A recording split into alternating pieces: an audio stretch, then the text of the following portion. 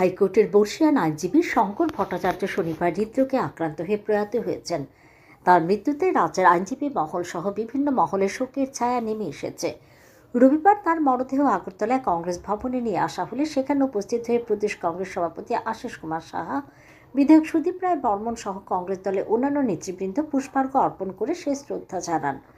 শঙ্কর ভট্টাচার্য ত্রিপুরা প্রদেশ কংগ্রেসের legal and human rights ডিপার্টমেন্টের একজন সক্রিয় সদস্য ছিলেন। তার মৃত্যুতে গভীর শোক প্রকাশ করে প্রদেশ কংগ্রেস সভাপতি আশিস কুমার সাহা বলেন, শঙ্কর ভট্টাচার্যের প্রয়াণে রাজ্যের আইনজীবী মহল ও কংগ্রেস পরিবার এক নিবেদিত প্রাণ সহ যোদ্ধাকে হারালো। আশিসবাবু ওনার আত্মার শান্তি কামনা করেন এবং শোক ও সন্তপ্ত পরিবারের প্রতি গভীর সমবেদনা জ্ঞাপন করেন। প্রদেশ কংগ্রেস পরিবার গভীর মর্মাহত। শঙ্কর ভট্টাচার্য আইনজীবী, ত্রিপুরা প্রদেশ লিগ্যাল অ্যান্ড হিউম্যান রাইটস ডিপার্টমেন্টের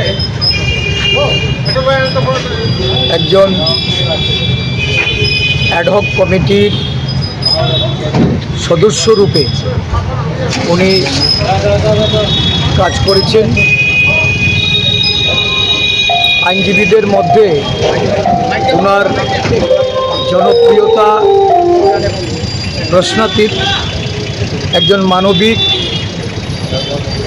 সমাজকর্মী রূপে ওনাকে আমরা সবসময় পেয়েছি।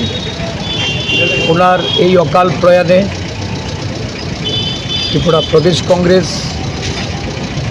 এবং ব্যক্তিগতভাবে আমি শোক প্রকাশ করছি। ওনার পরিবার পরিজনদের প্রতি গভীর সমবেদনা জ্ঞাপন করছি। ওনার আত্মার সদ্গতি কামনা করছি।